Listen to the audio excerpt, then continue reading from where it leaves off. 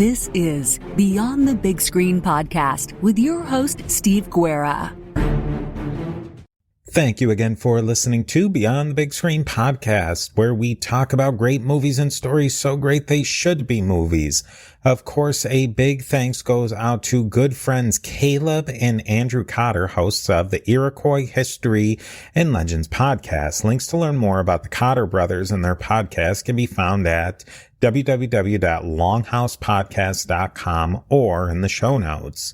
You can now support Beyond the Big Screen on Patreon. By joining on Patreon, you help keep Beyond the Big Screen sustainable and get many great benefits. Go over to patreon.com/Beyond the Big Screen to learn more. A special thanks goes out to Alex at our executive producer level on Patreon. Another way to support Beyond the Big Screen is to leave a rating and review on Apple Podcasts. These ratings and reviews really help me know what you think of the show and help other people learn about Beyond the Big Screen. We are a member of the Parthenon Podcast Network. More about Parthenon Podcast Network featuring great shows like Josh Cohen's Eyewitness History can be found at parthenonpodcast.com. And last but not least, you can learn more about Beyond the Big Screen, how to contact me, and support the show by going to our website, a2zhistorypage.com. I thank you for joining me again, Beyond the Big Screen.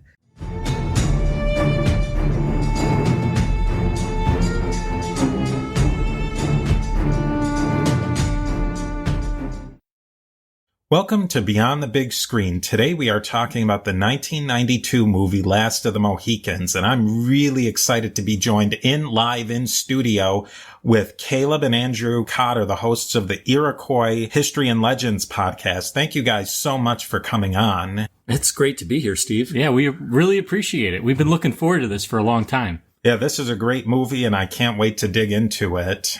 The movie Last of the Mohicans was made and released in 1992, directed by Michael Mann. It is based on the book by James Fenimore Cooper. Today we're going to really talk about the movie, the history, and the book. So we have our work cut out for us today. And it had a runtime of 112 minutes. What I thought was really cool about the movie, is that they speak English, French, Mohawk, Huron. They really hit everything. And when we were talking about it beforehand, I really understood the movie a lot more after listening to your podcast, the Iroquois History and Legends. What did you guys think of the movie after revisiting it, after probably have watched it years ago and now watching it now? Well, the first thing that stands out to me is, like you said, just how professionally everything was done. Hollywood has this a problem that they tend to run into with a lot of their movies is they don't go and really get an expert opinion on what things were like then. They just be like, here's how I picture it. They give 5 minutes explanation to their costume designer and they make the costumes and film the movie. But the detail in the costumes and, like you said, the accents and the languages really all match incredibly well to the time period. All of the costumes are handmade in the style that would have been in the mid-1700s. Everything from the moccasins, and not just the clothing, but the boats, the bows and arrows, the weapons were forged by both people that are native artisans and people that study mid-18th century warfare. Can you give us a quick context of what the movie, it says that it starts in 1757. What was going on in 1757 in what would become New York State, which was the colony of New York at the time? Oh boy. It is incredibly complicated. Andrew and I actually just finished covering a 7-part series. So if you're interested in learning more about this time period in upstate New York, you can go to our website. But basically what's going on is you're having this whole huge mess of all the different Native American nations that are all the way from Canada down into Pennsylvania, and many of them are warring with each other, and many of the other ones are allying with the French or the English. You're just getting this huge mess of cultures all put into this little bowl, which sparks and becomes the French and Indian War. French for the past several years have been just dominating the English battle after battle. That's going to continue through this movie. We're going to see Fort William Henry is kind of the focus for this movie. And Fort William Henry is on Lake George. If you've ever been to upstate New York in the Adirondack region, we're talking a couple hours north of Albany. And this lake is kind of like a linchpin because the lake leads into Lake Champlain, which is a really long lake, which can get you all the way up into Canada. So French forces are coming down from the north. The British are trying to hold them off at this fort, but the fort is kind of not in either one of their territories. This fort is in Mohawk territory, and it's on the border of Mohican territory. And on either side of this lake is the Adirondacks Mountains, and then you have the Green Mountains of Vermont. So there's really no way to get into Canada or colonial America except through this choke point where this movie takes place. Could you get there directly to, say, Montreal by water, or was there some portaging along the way? You did need to do some portages. So Lake George has this tiny little river called Le Chute. That is French for the chute, if you're not aware. And it's this short little river, and it kind of drops at like a 45-degree angle. It's not a waterfall, but there's no way to traverse it by boat or canoe. So you have to get out at this portage and go down to a place you may have heard of called Ticonderoga, and that's the portage. And then from Lake Champlain, you can take that all the way up into Canada. And there's a river called, now we call it the Richelieu, but at the time it was called Rivière des Iroquois. That's River of the Iroquois. Funny how it works out like that. And then to get into Canada, Montreal is not too far from there to get to the St. Lawrence River. Maybe we can set the table a little bit of the people, because there's the French and the Indians.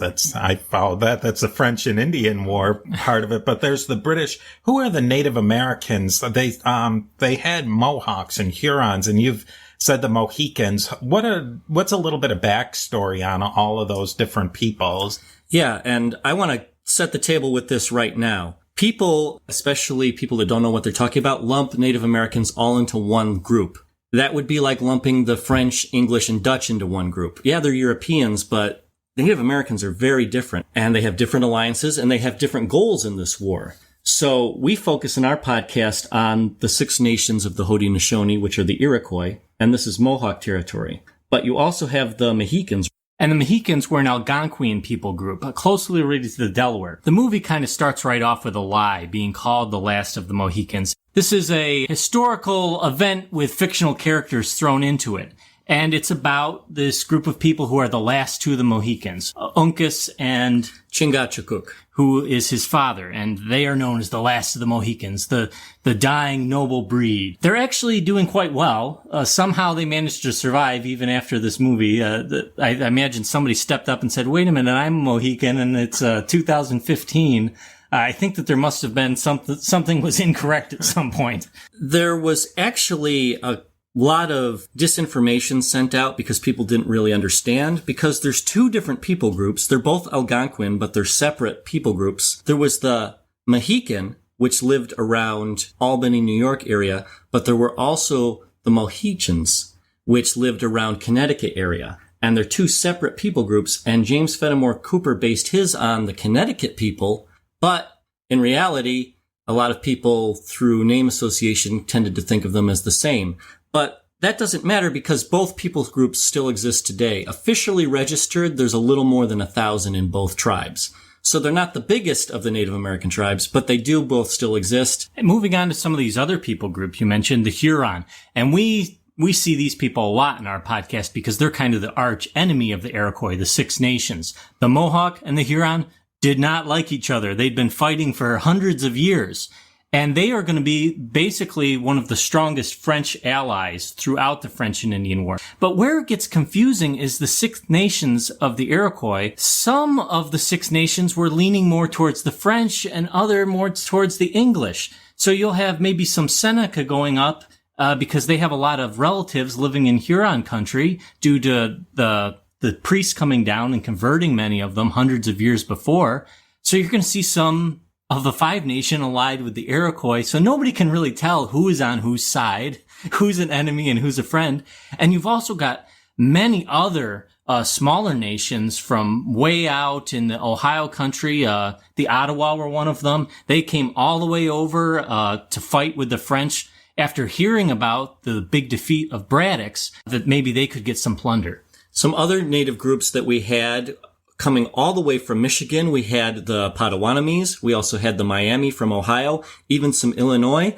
And Caleb and I also like to mention that some Winnebagos also came. Were the Hurons, from listening to your show, were they kind of down and out by this time? Yes. The Huron, officially as a nation, were toppled, so to speak, in the I think 1649 is when they are pretty much shattered. And many of the remnants kind of split off and go into different groups. So there are some Huron that go towards Quebec and Montreal and Canada, or are kind of like these vassal villages around the French towns that are there for protection. Some others traveled out west and went into the Ohio country and eventually became known as the Wyandot Huron. Oh, okay. So that sounds familiar. The Mohawk, we can talk about them because they're sort of the main players right in that area of way upstate northern New York. What's their story at this point? The Mohawk at this point are kind of a split people, but still a very proud and powerful warrior. The Mohawk were known as the keepers of the Eastern Door. So they're members of the Six Nations, but they're the ones farthest to the east. And because they were furthest to the east, they were the most warlike of the Six Nations because they were constantly dealing with the French and the Huron and the Algonquian people just to the east of them. So throughout history, a lot of people don't know who the Oneida or the Onondaga are, but everybody has heard of the Mohawk. Mostly because they pioneered a radical hairstyle. And you laugh, but that's really how they had their hair, is they really would shave it and grow it as a mohawk, yes. Now, do you know why they would keep the tuft of hair on their head and why they wouldn't just shave everything? Because, they actually plucked the hairs. They didn't shave them. They would pluck everything but the top, and they would keep the hair on the top, because that way if a warrior killed them, they could get their scalp. Because it would be dishonorable to rob somebody of their scalp, because it was just expected if you got defeated, they got that trophy. We can talk a little bit about the British. The British are starting to make a name for themselves south of that point. How are the British fitting in, especially with the Mohawks and the other Native American groups at this point? The British have found a very competent person to help them with their dealings with the Six Nations, a guy named William Johnson. He's actually an Irishman, but he's working for the British Crown, and he's like their Indian superintendent. And he's built a very good relationship with a chief called Heinrich, who is a Mohawk sachem. And so he has gotten a lot of the Mohawks in the area to come over to their side to help them defend this frontier from the French. And this guy, Sir William Johnson, he's actually a militia colonel. He is actually exactly in this time period of this movie, but historically he actually took a musket ball to the leg.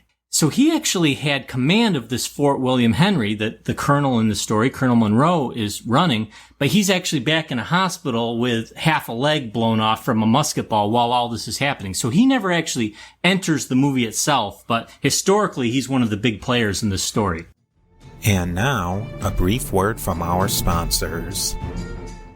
And also, you asked how the British are doing. The British have pretty much had one victory in the last 3 years of this war. We're a little more than halfway through, and George Washington, many people may not know this, but he was the first person sent out to try and turn the French back, and he had to surrender. And then the British sent a guy named Braddock, and he was totally killed, and his army was decimated, and they were forced to flee. And then we had the Battle of Lake George, which kind of ended in a stalemate, but the British have made no headway. The French are pretty much winning at every turn. But the big problem for the French, though, is even though their armies keep winning, the English continue to send more and more colonists. So their population is just growing like 30 times more a year than the French. So the French may have more professional soldiers, but they have no peasants farming back home to send supplies. And so they're starting to suffer from a big logistical problem. And the English, even though they're losing these battles, they're able to kind of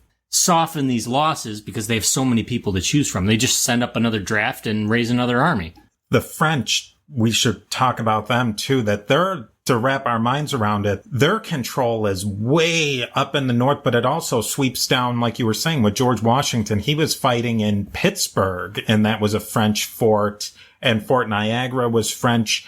And you say the French are winning at this point. Tell us a little bit more about the French and what puts them in the place they're in, and what are their relationships with their Native American allies at that point? The French have been in North America since back 200 years before this. But it really started when Champlain came in the early 1600s, and he built very good relationships with the Ottawa, the Algonquin, and the Huron people. And the French kind of had this mindset that don't treat the Indians like crap, and they'll trade with us more freely. And the French goal was not to mass import lots of people into the area. It was just have enough people here to set up trading posts so that we can get these very lucrative furs to bring back to Europe that will fetch a very good price. So when the French initially set up these forts, they're little more than lean-tos with maybe a stockade fence around them. And so they set them up all along key choke points on the Great Lakes, on these rivers like the Ohio, the Mississippi. Some of you may have heard of another French colony at the time, Louisiana. The French at this point also had their southern colonies. So they kept pushing around the Ohio country using the watersheds to basically try and make a huge crescent moon that the English and the colonist frontiersmen would then basically bump up into a wall, and they couldn't push any further west. So that was their goal all along. So we're going to see link by link that chain is going to start popping, and we're going to see all these French blockhouses and trading posts all the way down the Mississippi to Louisiana up to the Great Lakes are going to be completely cut off and stranded. But because the French are here, if you open up a history book, even today, open up an American history book and look at the map that they have for the French and Indian War, the 7 Years' War, depending what you got. I guarantee you'll open this up and there'll be shaded red for British. It'll be the whole eastern seaboard into the Appalachian Mountains, and all upper Canada around Hudson Bay will be shaded red, and everything else will be shaded blue. Canada all the way down the Mississippi Valley, and then it'll be half blue, half red shaded. And it won't have any mention of any Native Americans there. When in reality, they're controlling everything. The French are there at their pleasure. The French have been invited and allowed to stay, but there's a few dozen to maybe a few hundred people in each of these forts. It's these various native villages that are running the show. That's what really changed my whole view of that conflict in that area, is that New York and into Michigan and Ohio, that was really Native American, Iroquois, Haudenosaunee country. How were they governing that area? And there must have been certain conflicts as British people, who are, I guess you'd call them Americans now, they were moving into that area. How were they integrating with each other at that point? Well, they weren't integrating very well. Basically, no matter who you asked, they would tell you they're the ones running the show, and that includes the Indian nations that were there at the time. If you talk to somebody back in Albany in New York, he would tell you that's English territory, and there's a couple French miscreants in there, but we're going to chase them out. And then if you went up to Montreal, they would say, well, that's obviously French territory, and there's a couple English miscreants that we got to chase them out. And also the Six Nations said, that's our hunting territory, and we're moving smaller nations there.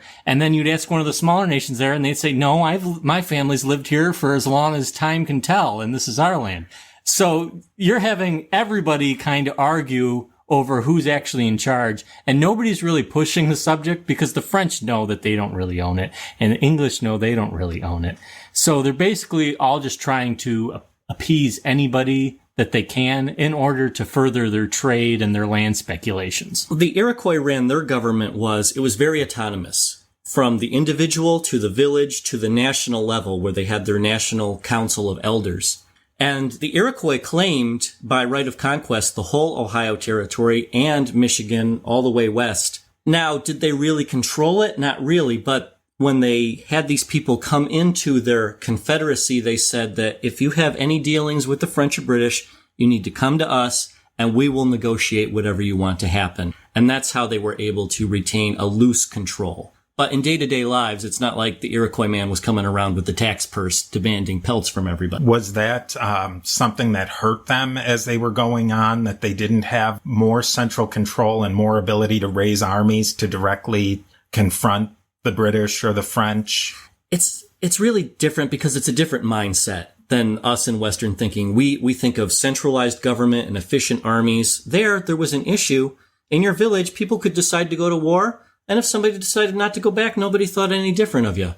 So they were looking out for their best interests, but it wasn't an empire like we think of an empire. It's difficult to explain. As we're drilling down into the movie, the main character, played by Daniel Day-Lewis, his name, we were talking about this, he has like 10 names, but his name in the movie is Nathaniel Poe, and he's based off a character from the book Nathaniel Bumppo. He is white American who's been adopted into a Mohican family. What was the story? Because that was a common thing where somebody would be adopted, and what might have been a typical story of how a white person would become a Native American? In the movie, it mentions that when he was 2 years old, his parents were killed and he became a prisoner of the Huron, and at which point his Mohican father somehow either ransomed him or purchased him and adopted him as his own son. We see countless stories throughout history where similar things happen. In fact, a lot of times you'll see white children and women get abducted in a raid, and they'll go and be adopted into a various Indian nation. And a year later, they might show up with a ransom to get them, and the women and children wouldn't want to come back. They would say, no, this is part of my family now. And this really pulled at the heartstrings of a lot of white people, because they looked at it like, even if I can get my kid back, he's gone. He'll never be the same. And a lot of people were even teaching their wives to commit suicide rather than be abducted by Indians.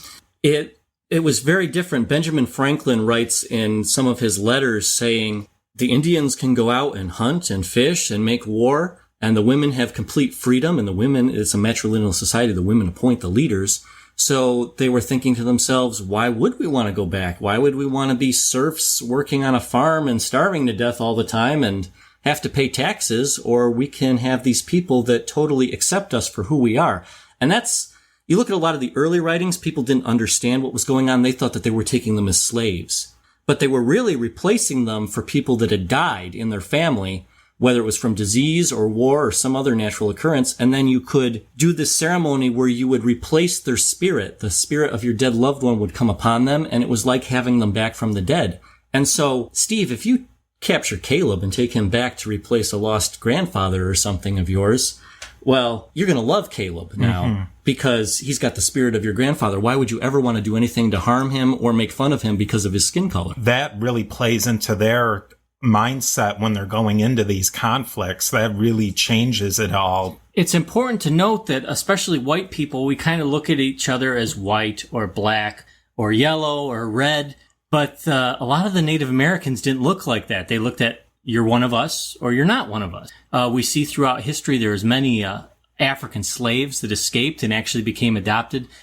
Certain missionaries and tradesmen noted in their logs that they saw, a black Indian, or a white Indian, but they didn't look at you like you were a different skin color. You were one of them.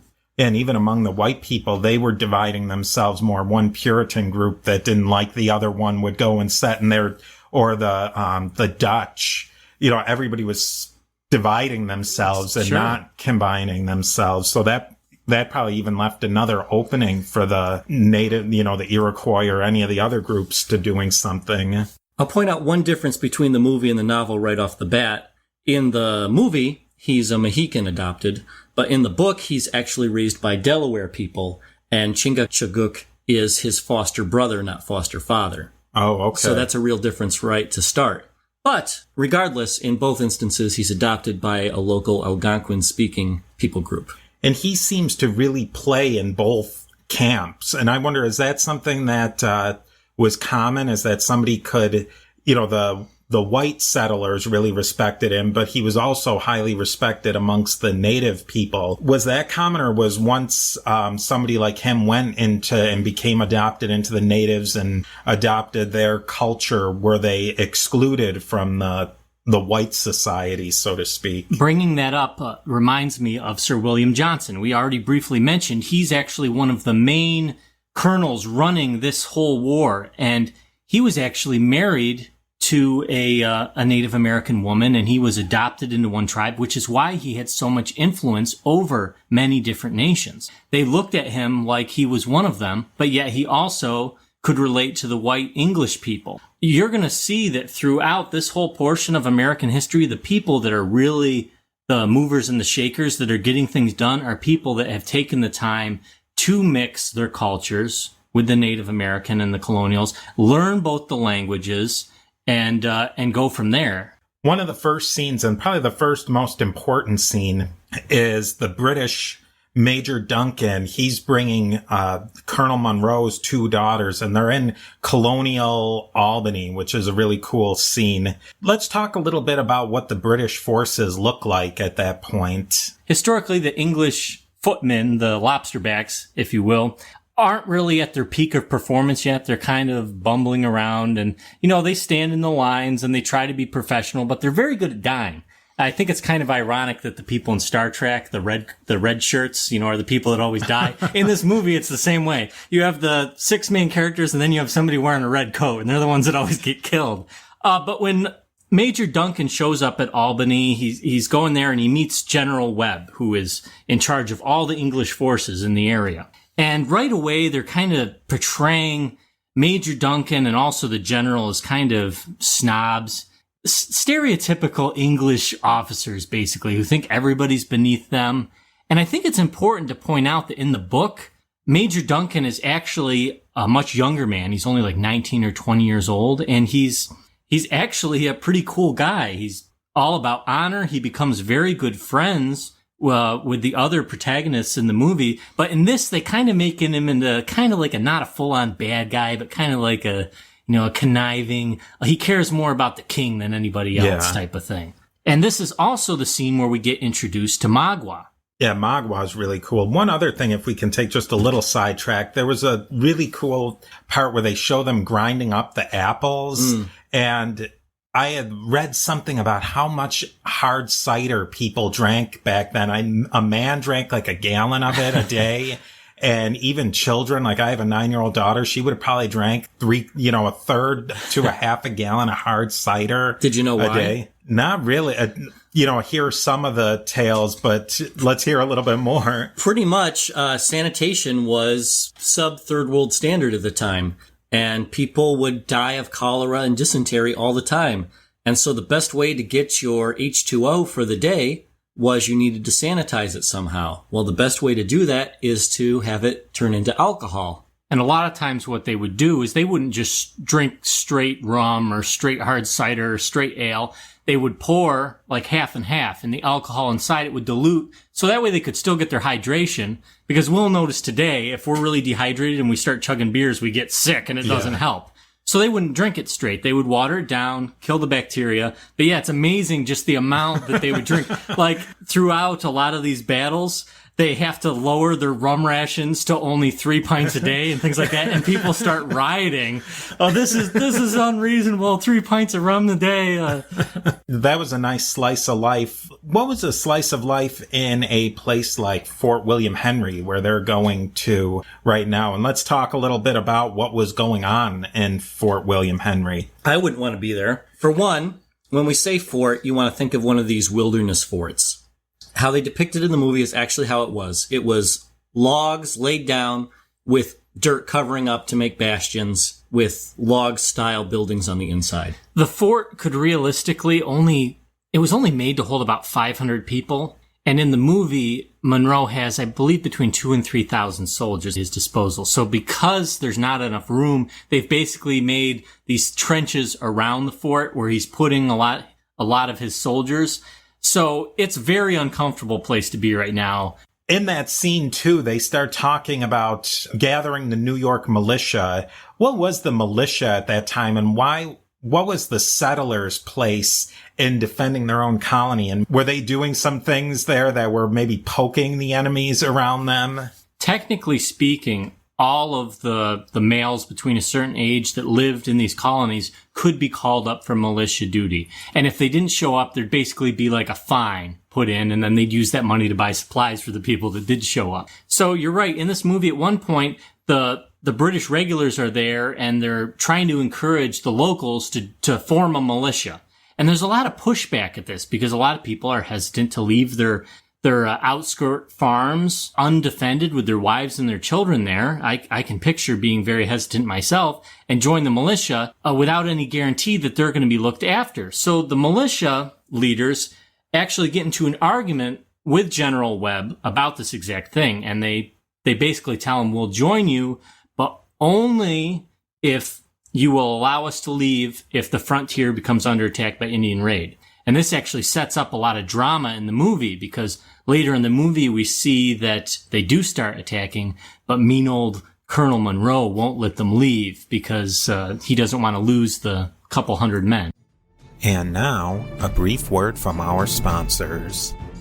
We have to remember, too, that that's right near Albany, and it's not too far away, where that's the hardcore frontier. Like, we're in Canandaigua right now, and we're, about maybe 200-ish miles? 250 miles. From Albany, and I'm from Buffalo, which is maybe another 100-ish miles away. There would have been probably, maybe no white farmsteaders here? No, definitely not. And they probably really wouldn't have been coming for another 50, 60 years after that. So we're talking about that as the frontier. After that, there's not a white person or a white farmer after that point. There's some German Palatine settlements out near Schenectady and modern day Herkimer. And that is the absolute limit. There's nobody beyond that. There's another scene in that first scene where we get a real slice of life of Albany, where the Iroquois Braves start playing lacrosse. And lacrosse is not a game where, maybe a bunch of junior varsity players go out in the high school. What's the lacrosse to a Native American in the 1750s? Lacrosse is their national pastime, but it's even more than that. They call it the creator's game. They view it as having several purposes. One is as an outlet to express your manliness and to play for the pleasure of the creator, because he enjoys it when people can do recreation. Secondary, it was also to train you for battle, because a lot of the moves are the same you would use in hand-to-hand combat. So waving your lacrosse stick around or throwing things back and forth could get it's kind of like if you go back to Karate Kid with Mr. Miyagi, paint the fence. Oh, that's teaching me karate. Well, same thing here. Also, with old lacrosse, the way that they used to play it, it was much more violent than you see it today. You could actually, jar people with your shoulders, hit people with the sticks. A lot more like hockey. Yeah, it was basically Canadian hockey. But this would train people to take a hit and still get up and continue to fight and not just go to the ground crying.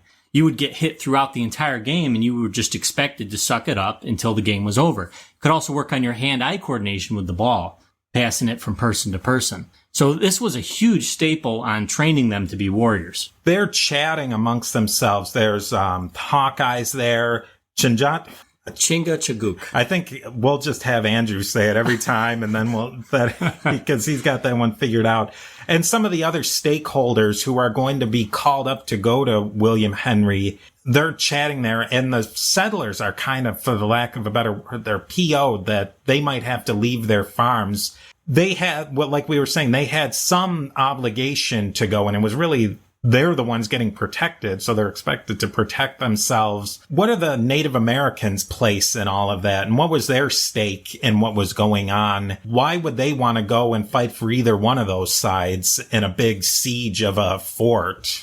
Well, the Mohawks that are part of this area would be discussing among themselves whether they want to go or not, and it would be totally up to them.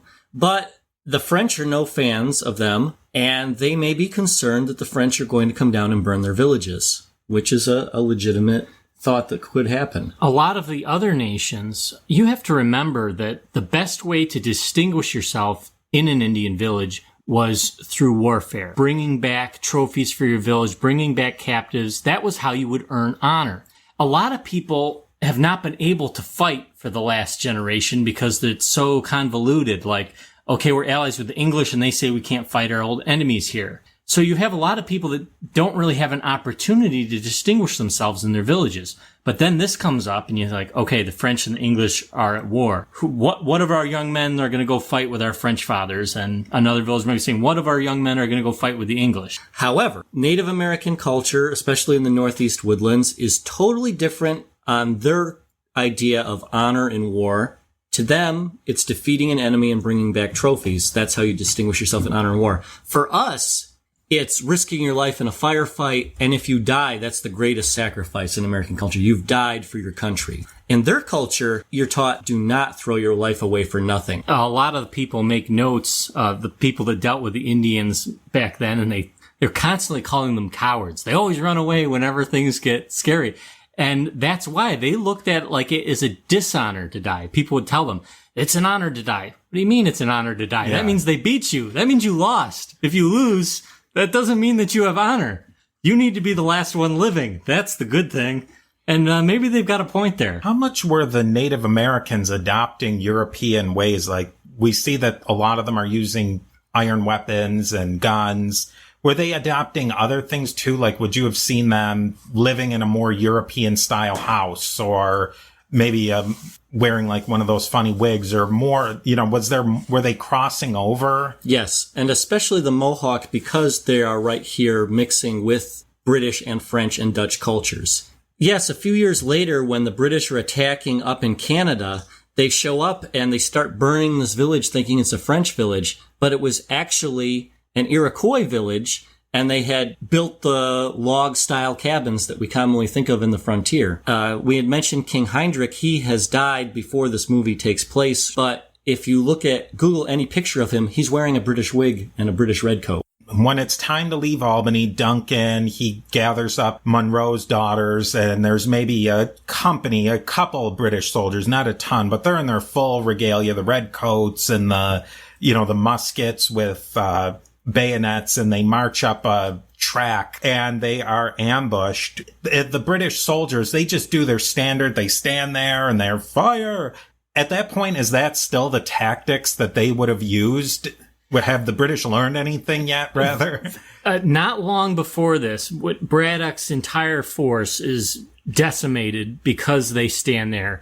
And they are still doing this to a point. After the French and Indian War, that's when they're finally going to learn.